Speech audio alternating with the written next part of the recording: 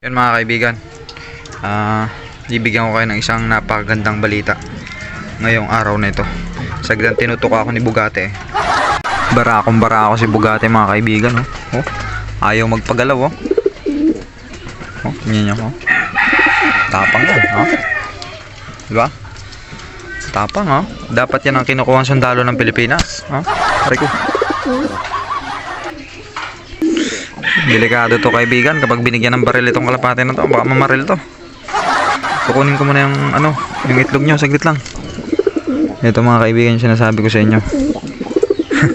Napakagandang balita. Yan o. Sana yun? Yan o. Yan o. Pipisa na. Tapos yung isa naman. Sana isa.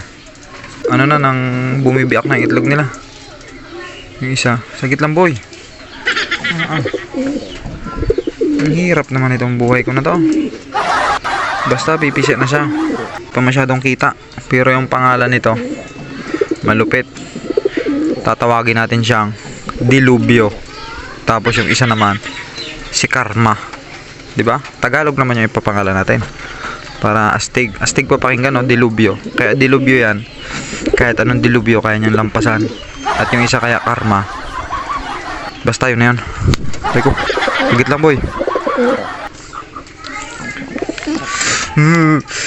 Siya ka. Gi, ano? Laban, no? Gi. Matapang talaga si Bugatti. Grabe mga kaibigan, nadulas ako dun, no? Buti hindi lumagapak yung ulo ko. Ay mga kaibigan, pinagtataka ko lang yan, no? Yung anak na Algerta, parang mga diwende. Ang liliit. Tapos, alam niyo yung gagambang tungkuan, yung may mga puti sa likod, para sila may puti sa ulo. Hindi ko alam kung bansot yan o sadya. Ang liliit talaga. Pero malupit na kalapate yung sa kapitbahay namin, no? Mag-isa lang yan, matagal na yan dyan. Mag-isa lang siya. Laki ng bahay niya, no? Grabe si Gabon mga kaibigan, no? Ang ganda. Idol Dominic Gabon, yan na po si Gabon, yung gift bird mo sa akin. Barako yan. Napakalupit ng ibon na yan. Bilis niyang pumasok, hindi ko naman natuturuan yan, pero mabilis niyang pumasok. Gusto niya nga pumasok sa school eh. Oh, grabe, barako. Siyang Dabindrok mga kaibigan, yan oh. Kahit 1,000,000 ang problema mo, basta't makita mo lang yan, talagang mawawala yung problema mo. Diba? Lagi yan tumatawa. Mukha niya laging tumatawa. Ayan o.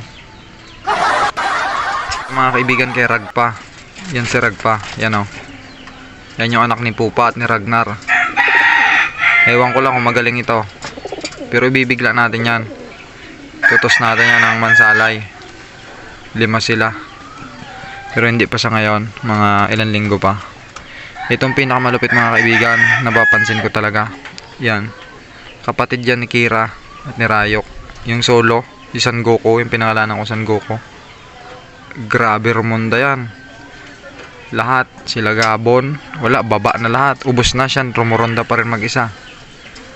Hindi ko lang alam kung sa ronda lang talaga itong magaling o kapag binitaw. Kasi hindi talaga ako mahiling magtos eh. Pero subukan natin ngayong south, magtutos tayo. Ito naman mga kaibigan yung bigay sa atin ni Idol Edivic Magsumbol, si Tesla. Yan, sila dalawa ni San Goku nagbababadan sa sa itaas. Papunta na silang langit. Grabe na rumunda ito.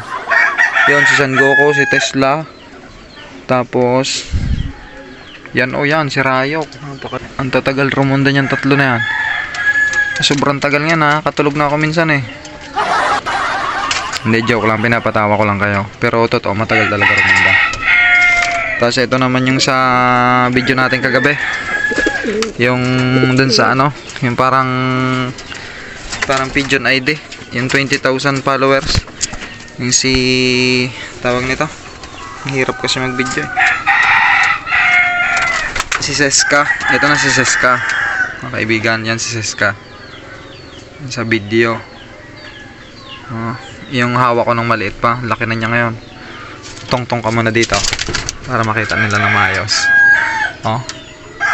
anak nung binigay sa atin ng Palya Brothers Loop. Hindi tayo pumasok mga kaibigan kasi nga medyo masama yung tama ng tiyan natin. Siguro ay katakawan ng New Year. Mahirap pala kapag matakaw ka. Pag magnanakaw ka, makukulong ka. Pag matakaw ka, sasakit ang tiyan mo.